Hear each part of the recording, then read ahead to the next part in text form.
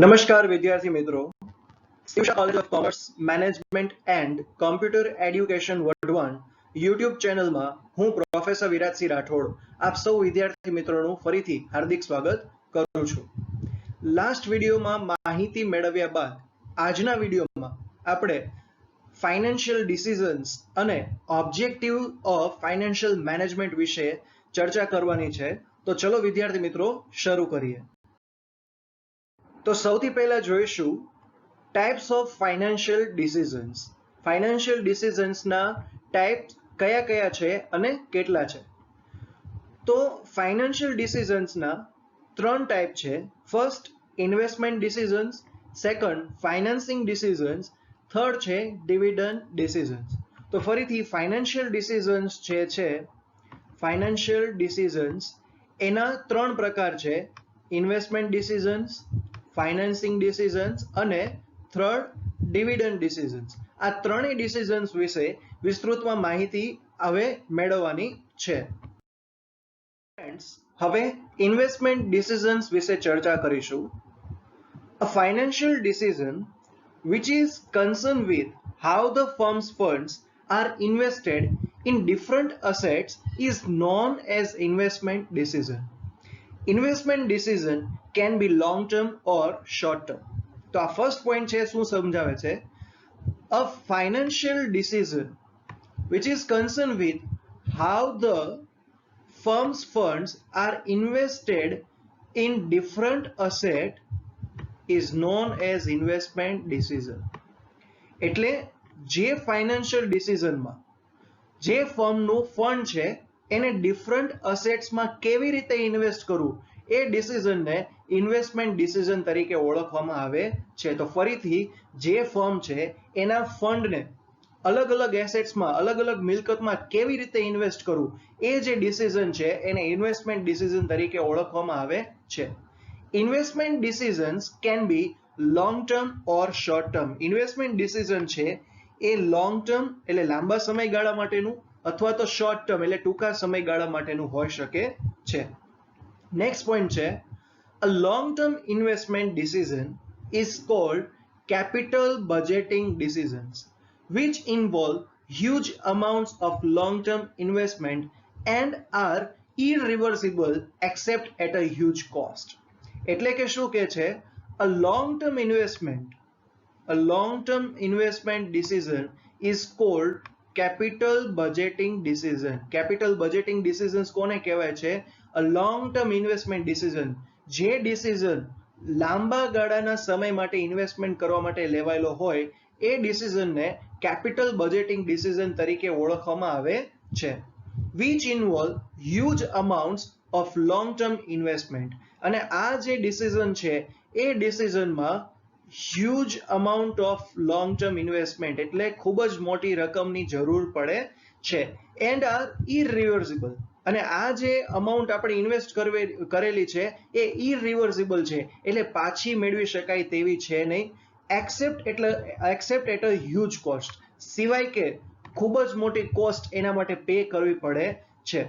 જો પાછી જોતી હોય, રિવર્સ કરવી હોય તો એના માટે ખૂબ જ મોટી કોસ્ટ પે કરવી પડે છે અને એ કદાચ ધંધાકીય એકમ માટે નુકસાન પહોંચાડી શકે છે. તો ફરીથી a long term investment decision is called capital budgeting decision. capital budgeting decision એટલે શું?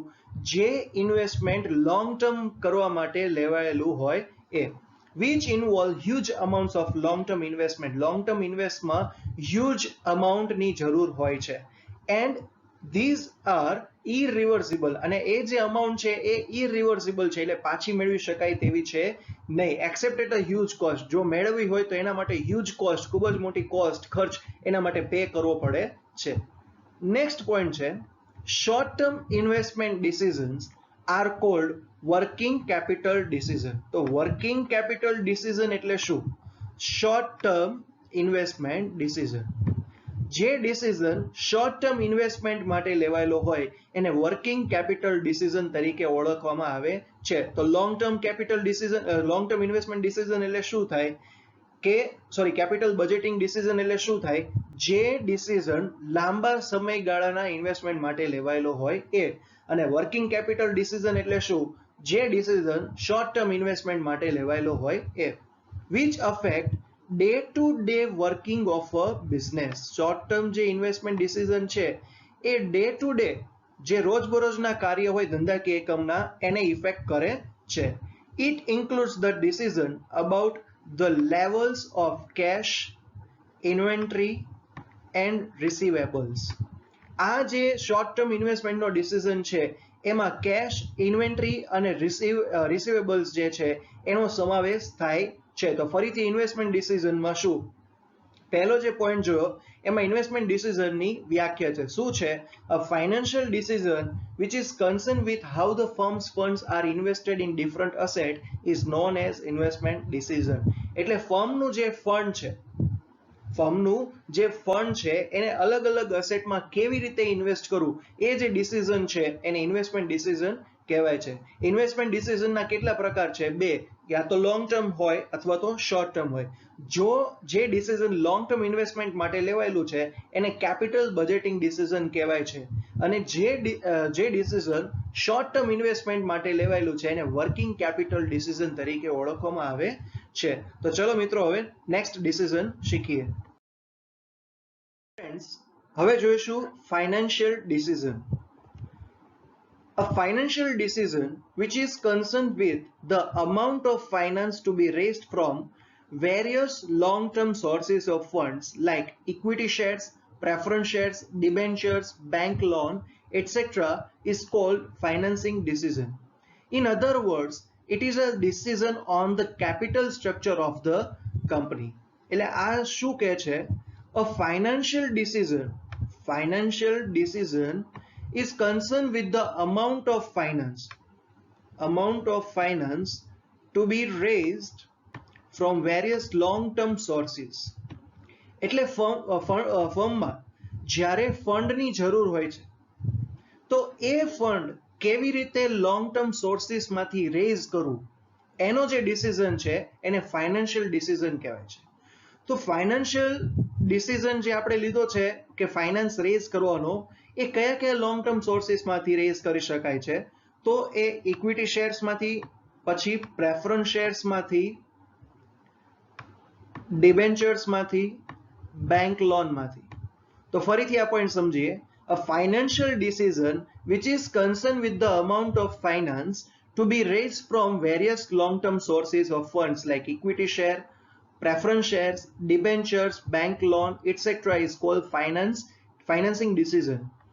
એટલે લોંગ ટર્મ સોર્સિસ જેવા કે equity share, preference share, debenture, bank loan વગેરે જેવાથી જે ફાઇનાન્સ રેઝ કરવાનો જે ડિસિઝન છે એ ડિસિઝનને ફાઇનાન્સિંગ ડિસિઝન તરીકે ઓળખવામાં આવે છે. In other words, it is a decision on the capital structure of the company. આ જે ડિસિઝન છે એ કંપનીના કેપિટલ સ્ટ્રક્ચરનો ડિસિઝન છે. કેપિટલ સ્ટ્રક્ચર એટલે મૂડી માળખું. સેકન્ડ પોઈન્ટ છે capital structure is equal to owners fund plus borrowed fund. Capital structure એટલે મૂડી માળખું. મૂડી માળખું એટલે શું? Capital structure is equal to owners fund. Owners fund એટલે શું? માલિકનું ભંડોળ, માલિકીનું ભંડોળ. અને borrowed fund એટલે શું? ઉછીનું લીધેલું ફંડ એટલે કે ભંડોળ. તો capital structure is equal to owners fund એટલે જે ઓનર જે છે બિઝનેસ એન્ટિટીના, બિઝનેસ યુનિટના જે ઓનર છે એનું ફંડ પ્લસ બોરોડ ફંડ જે બોરો કરેલું ફંડ છે એ. થર્ડ પોઈન્ટ છે provision of the funds required at the proper time is one of the primary task of the finance manager. ફાઇનાન્સ મેનેજર જે છે એનો પ્રાઇમરી ટાસ્ક શું છે? તો provision of the funds required at the proper time, યોગ્ય સમયે યોગ્ય ફંડની પ્રોવિઝન કરવી એ ફાઇનાન્સ મેનેજરનો પ્રાઇમરી ટાસ્ક છે. તો ફરીથી ફાઇનાન્શિયલ ડિસિઝનની ચર્ચા કરીએ. A financial decision is concerned with the amount of finance to be raised from various long-term sources like equity share, preference share, debentures, bank loan, etc. It is called financing decision. Financing decision એટલે શું? કે long term sources જે છે, equity share છે, debentures છે, preference share છે, bank loan છે, તો આ બધા લોંગ ટર્મ સોર્સિસમાંથી કેવી રીતે ફાઇનાન્સને રેઝ કરવું, એ જે ડિસિઝન પ્રોસેસ છે એ ડિસિઝન પ્રોસેસને ફાઇનાન્સિંગ ડિસિઝન તરીકે ઓળખવામાં આવે છે. In other word, it is a decision on the capital structure of the company. આ જે ડિસિઝન છે એ કંપનીનો કેપિટલ સ્ટ્રક્ચરનો ડિસિઝન છે. કેપિટલ સ્ટ્રક્ચર એટલે શું? Capital structure is equal to owners fund plus borrowed fund. Owners fund એટલે શું? જે ઓનર છે એનું ફંડ પ્લસ એમાં શું એડ કરવાનું છે? બોરોડ ફંડ, જે ઉછીનું લીધેલું છે એ ફંડ. થર્ડ પોઈન્ટ શું કીધો? Provision of the funds required at the proper time is one of the primary task of the finance manager. Finance manager છે એનો પ્રાઇમરી ટાસ્ક શું છે? તો પ્રોપર ટાઈમે ફંડ્સનું પ્રોવિઝન કરવું. જે યોગ્ય જે સમયે ફંડની જરૂર હોય એ સમયે આપણે ફંડનું પ્રોવિઝન કરીએ, એ ફાઇનાન્સ મેનેજરનું પ્રાઇમરી ટાસ્ક છે. ઓકે, તો નેક્સ્ટ જોઈએ dividend decisions. The establishment of dividend policy is important function of finance manager. Finance manager જે છે એનું important function શું છે? The establishment of dividend policy. જે કોઈ પણ ફર્મ છે એ ફર્મમાં dividend policy નું establishment કરવું એ ફાઇનાન્સ મેનેજરનું important function છે. તો ફરીથી ફાઇનાન્સ મેનેજર જે છે એ ફાઇનાન્સ મેનેજરનું ઇમ્પોર્ટન્ટ ફંક્શન શું છે? The establishment of dividend policy. એટલે કે જે કોઈ પણ ફર્મ છે એ ફર્મમાં ડિવિડન્ડ પોલિસીનું એસ્ટાબ્લિશમેન્ટ કરવું એ ઇમ્પોર્ટન્ટ ફંક્શન છે.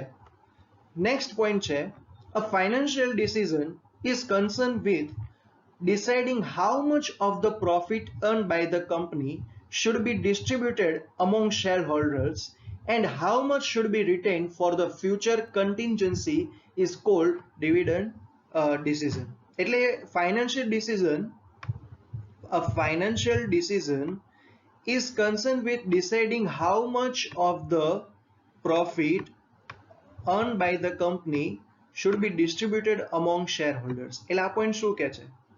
જે કોઈ પણ ફર્મ દ્વારા જે પ્રોફિટ અર્ન કરવામાં આવેલો છે એ અર્ન પ્રોફિટમાંથી કેટલો પ્રોફિટ શેર હોલ્ડરને એઝ અ ડિવિડન્ડ ડિસ્ટ્રીબ્યુટ કરવો, and how much should be retain for the future contingencies, અને કેટલો પ્રોફિટ ફ્યુચર કન્ટિન્જન્સીસ એટલે ભવિષ્યમાં કદાચ કોઈ આકસ્મિક ઘટના બને એના માટે કેટલો પ્રોફિટ રિટેન એટલે જાળવી રાખવો, એ જે ડિસિઝન છે એને ડિવિડન્ડ ડિસિઝન કહે છે.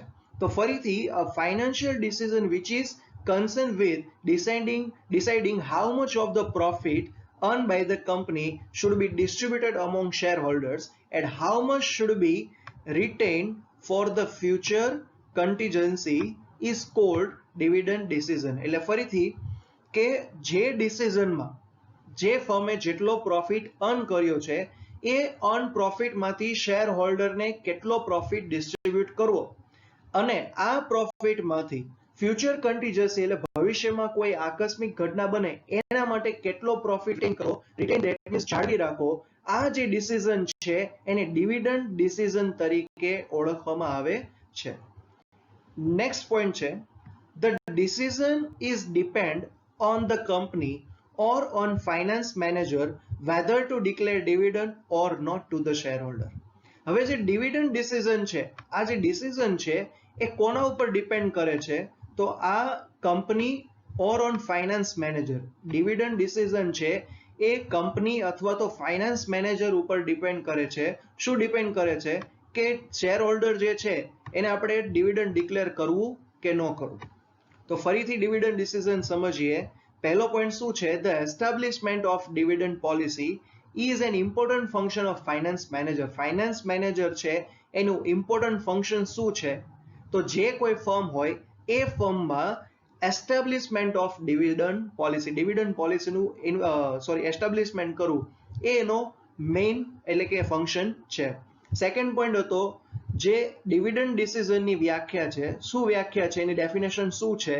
A financial decision is which is concerned with deciding how much of the profit earned by the company should be distributed among shareholder and how much should be retained for the future contingency is called dividend decision.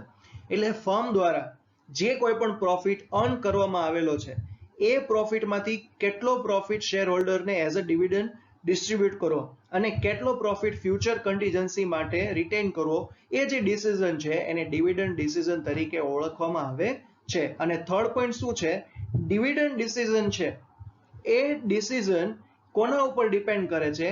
Company or on finance manager, કે share હોલ્ડરને dividend declare કરવું કે ન કરવું એ કોના ઉપર depend કરે છે? Company or on finance manager. તો નેક્સ્ટ જોઈએ ફ્રેન્ડ્સ, ટાઈપ્સ ઓફ ડિસિઝનની માહિતી લીધા બાદ હવે ઓબ્જેક્ટિવ્સ ઓફ ફાઇનાન્શિયલ મેનેજમેન્ટ વિશે માહિતી લેવાની છે. ફર્સ્ટ પોઈન્ટ છે, the financial management is generally concerned with procurement, allocation and control of financial resources. The objectives can be to ensure regular and adequate supply of funds to the firm. Next, to ensure adequate returns to the shareholders, which will depend upon the earning capacity, market price of the share, expectation of the shareholders. To ensure optimum funds utilization, once the funds are procured, they should be utilized in maximum possible way. To ensure safety on investment, funds should be invested in safe ventures so that adequate rate of return can be achieved. તો આ જે objectives છે એની ચર્ચા કરીએ. Financial management, first point, the financial management is generally concern with procurement, allocation and control of financial resources. Financial resources જે છે એના procurement, allocation and control પર ફાઇનાન્શિયલ મેનેજમેન્ટ જે છે એ કન્સર્ન એટલે રિલેટેડ છે. તો ફાઇનાન્શિયલ મેનેજમેન્ટ છે એ કોના ઉપર, કોની સાથે રિલેટેડ છે, કોની સાથે કન્સર્ન છે? Procurement, allocation and control of financial resources. Procurement એટલે શું? પ્રોક્યોરમેન્ટ એટલે મેળવવું. એલોકેશન એટલે શું? એલોકેશન એટલે ફાળવણી કરવી. એન્ડ કંટ્રોલ એટલે શું? એના ઉપર અંકુશ રાખવો, કાબુ રાખવો. તો ફાઇનાન્શિયલ રિસોર્સિસનું પ્રોક્યોરમેન્ટ કરવું, એલોકેશન કરવું અને તેનું કંટ્રોલ કરવું એ ફાઇનાન્શિયલ મેનેજમેન્ટ સાથે સંબંધિત છે. હવે એના ઓબ્જેક્ટિવ્સ કયા કયા છે? To ensure regular and adequate supply of funds to the firm. Ensure that means ખાતરી કરવી. શું ખાતરી કરવાની છે? રેગ્યુલરલી અને adequate supply of funds to the firm. આપણું જે ફર્મ છે એના સપ્લાય ઓફ ફંડ્સ એટલે શું? જેના દ્વારા ફંડ્સ છે એ પૂરા પાડવામાં આવતા હોય એ. તો એ રેગ્યુલર અને એડિક્વેટ એટલે યોગ્ય રહે એવી ખાતરી કરવાની છે. તો ફરીથી એ પોઈન્ટ સમજવીએ. To ensure regular and adequate supply of funds to the firm. આપણા ફર્મને સપ્લાય ઓફ ફંડ્સ છે એટલે સપ્લાય ઓફ ફંડ્સ એટલે શું કીધું? જે ફંડ્સ દ્વારા જે આપણને ફંડ્સ પૂરું પાડે છે એ રેગ્યુલર અને એડિક્વેટ એટલે કે રેગ્યુલર એટલે નિયમિત અને એડિક્વેટ એટલે યોગ્ય, પૂરતું હોવું જોઈએ.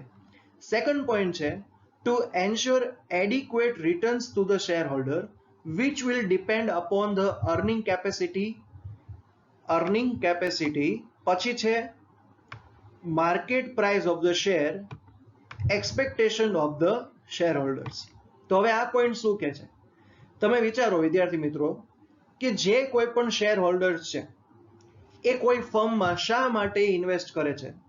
એમનો એમ હોય છે કે જે ઇન્વેસ્ટ કરેલું છે એના ઉપર એડિક્વેટ રિટર્ન મળે, એટલે પૂરતું રિટર્ન મળે.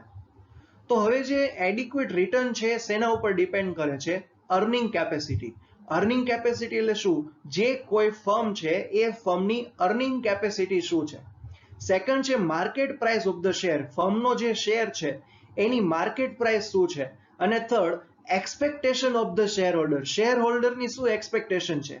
આ ત્રણ ઉપર એના રિટર્ન જે છે એ ડિપેન્ડ કરે છે. તો ફરીથી, two ensure adequate returns to the share holder which will depend upon the earning capacity, market price of the share, expectation of the shareholder. કે શેર હોલ્ડર્સ જે છે એમનું રિટર્ન જે છે એ શેના ઉપર આધાર રાખે છે? અર્નિંગ કેપેસિટી એટલે ફર્મની earning capacity. Second, market price of the share. જે કોઈ શેર છે એની માર્કેટ પ્રાઇસ શું છે? Expectation of the share holder. Share હોલ્ડરની એક્સપેક્ટેશન શું છે? આ 3 પોઈન્ટ ઉપર એમનું રિટર્ન જે છે એ ડિપેન્ડ કરે છે. Third point, to ensure optimum fund utilisation. Optimum fund utilisation એટલે શું? હમણાં જ આપણે જોયું હતું ઓપ્ટિમમ એટલે શું? Maximum plus effective. Fund utilisation, જે ફર્મ પાસે ફંડ રહેલું છે એનું ઓપ્ટિમમ યુટિલાઇઝેશન થવું જોઈએ. યુટિલાઇઝેશન ધેટ મીન્સ ઉપયોગ. એનો ઉપયોગ કેવી રીતે કરવાનો છે?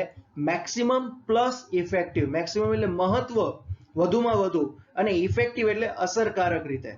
Once the fund are procured, જો એક વખત આપણે ફંડ મેળવી લઈએ છીએ ત્યારબાદ they should be utilised in maximum possible way. જ્યારે ફંડ મેળવી લેવામાં આવે છે ત્યારબાદ એ ફંડનું utilised in maximum possible way, વધુમાં વધુ વખત એ ફંડનો ઉપયોગ શક્ય બને એમ થઈ શકે એવી રીતે આપણે ફંડનો ઉપયોગ કરવાનો છે. ફોર્થ પોઈન્ટ છે to ensure safety on investment. Most IMP છે. To ensure safety on investment. જે ઇન્વેસ્ટમેન્ટ કરવામાં આવે છે એ ઇન્વેસ્ટમેન્ટમાં સેફટીનું એન્શ્યોર એટલે કે ખાતરી કરવાની છે. Fund should be invested in safe ventures. Ventures that means સાહસ. જે સાહસમાં ઇન્વેસ્ટમેન્ટ કરવામાં આવેલું છે એ સેફ હોવું જોઈએ, so that adequate rate of return can be achieve. જેથી જે આપણે યોગ્ય પૂરતું જે રેટ ઓફ રિટર્ન છે એ અચીવ કરી શકીએ. તો ઓબ્જેક્ટિવ્સ ઓફ જે ફાઇનાન્શિયલ મેનેજમેન્ટ છે એનું એક વખત રિવિઝન કરી લઈએ. The financial management is generally concerned with procurement, allocation and control of financial resources. જે financial resources છે એનું યોગ્ય રીતે પ્રોક્યોરમેન્ટ કરવું, એલોકેશન કરવું અને કંટ્રોલ કરવું, એની સાથે ફાઇનાન્શિયલ મેનેજમેન્ટ રિલેટેડ છે. ઓબ્જેક્ટિવ્સમાં પહેલું શું છે? To ensure regular and adequate supply of funds to the fund. એટલે સપ્લાય ઓફ ફંડ્સ છે એ રેગ્યુલર અને એડિક્વેટ રહે એવી ખાતરી કરવાની છે. સેકન્ડ શું છે? To ensure adequate returns to the share holders which will depend upon the earning capacity, market price of the share, expectation of the shareholders. કે જે શેર હોલ્ડરે ફર્મમાં ઇન્વેસ્ટ કરેલું છે તો એમનું રિટર્ન જે છે એના જે રિટર્ન છે એના ઉપર ડિપેન્ડ કરે છે અર્નિંગ કેપેસિટી ઉપર. અર્નિંગ કેપેસિટી શેની? ફર્મની જે અર્નિંગ કેપેસિટી છે એ માર્કેટ પ્રાઇસ જે શેરની હોય એ અને શેર હોલ્ડરની એક્સપેક્ટેશન શું છે એના ઉપર એનું રિટર્ન જે છે એ ડિપેન્ડ કરે છે. થર્ડ પોઈન્ટ છે to ensure optimum fund utilisation. જે ફંડ આપણે પ્રોકર કરેલું છે એનું યુટિલાઇઝેશન ઓપ્ટિમમ રીતે થવું જોઈએ. ઓપ્ટિમમ એટલે શું? Maximum plus effective. Once the funds are procured they should be utilised in maximum possible way. એક વખત જ્યારે આપણે ફંડ પ્રોકર એટલે મેળવી લઈએ છીએ ત્યાર પછી એ પ્રોકર્ડ અમાઉન્ટનો વધુમાં વધુ શક્ય બને એમ ઉપયોગ કરવો જોઈએ. અને લાસ્ટ પોઈન્ટ છે to ensure safety on investment. જ્યારે પણ ફર્મ દ્વારા જે ઇન્વેસ્ટમેન્ટ કરવામાં આવે છે એ ઇન્વેસ્ટમેન્ટ સેફ ઝોનમાં હોવું જોઈએ જેથી કરીને એડિક્વેટ રેટ ઓફ રિટર્ન જે છે એ મેળવી શકાય. તો ફ્રેન્ડ્સ, આજના વિડીયોમાં ટાઈપ્સ ઓફ ફાઇનાન્શિયલ ડિસિઝન્સ અને ઓબ્જેક્ટિવ્સ ઓફ ફાઇનાન્શિયલ મેનેજમેન્ટની ચર્ચા કરી. જો વિદ્યાર્થી મિત્રો તમને કોઈ ડાઉટ હોય તો કમેન્ટ બોક્સમાં કમેન્ટ કરીને જણાવજો. જો આ વિડીયો ગમે તો વિડીયોને લાઈક કરજો, શેર કરજો અને આપણી કોલેજની ચેનલને સબસ્ક્રાઇબ કરવાનું ભૂલતા નહીં. Thank you so much for watching this video.